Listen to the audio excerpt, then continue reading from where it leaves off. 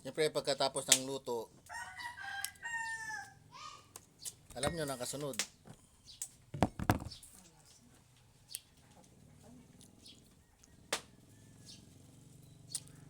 Kasi bakit nagbabantay oh?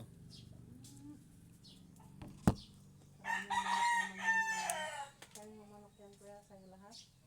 Ito kanya lahat yan. May manok daw ako dito bayaw. Yun isa lang, yun. Kay boss ano yan, kay boss Kagawad. Kay Jeffrey. Pero hindi niya alam na buhay.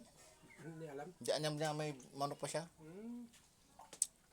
Siya yan ang nakakaalam. Si, Tapos gusto niya. Tapos gusto niya.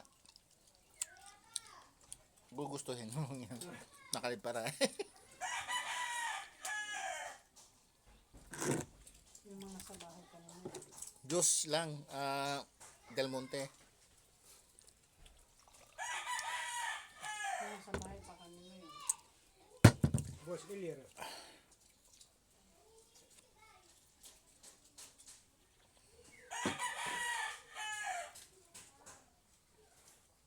Bibigyan ng buka din. Ilir.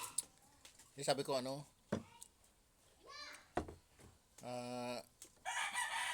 Saka na pag kukunin niya, di magbigay na lang ng pampatuka. Isahan na lang. No? Tapos bawat lalaki, 1.5. At saan yung mga siso na dinala mo sa bahay? Siso na? Yung sa bahay mo. Ah, Yung sa timba-timba. doon na. Timba-timba lang yung sinasabi mo. May daga din sa loob na ng bahay. Maliliit. Kaninang umaga, tignan ko, dalawa ang nabulok ko. Wala kayong pusa. Sarap ng ano, yung isda sa ilog.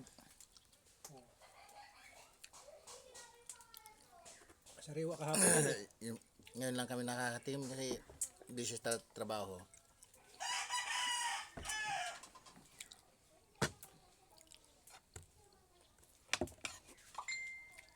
Sabi niya kasi pupunta dito ito.